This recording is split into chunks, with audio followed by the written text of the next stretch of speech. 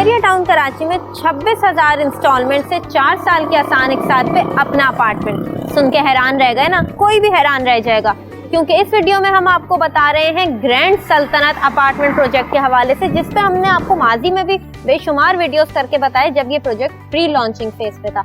अब ये project launching phase में आ गया है, तो इसकी लोकेशन की बात करते हैं। सबसे पहले इस अपार्टमेंट प्रोजेक्ट के 5 किलोमीटर के नियर बाय डिस्टेंस में आपको मिलेंगे बहरिया हाइट्स के अपार्टमेंट्स, ग्रैंड जामिया मस्जिद और क्रिसेंट 10A के विलास।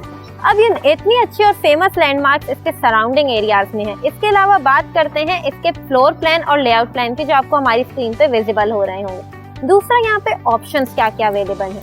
यहाँ पे आपको 1 bed, 2 bed, 3 bed, 4 bed deluxe and duplex apartments मिल रहे हैं। ग्राउंड प्लस 12 की ये बिल्डिंग है, रिलायबल बिल्डर का प्रोजेक्ट है। और दूसरा ये कि इसमें बुकिंग तेजी से जारी है। तो बगैर देर किए नीचे दिए गए नंबर पर हमसे राब्ता करें, और तब तक मैं अपनी होस्ट को इजाजत। अल्लाह हाफ़िज़।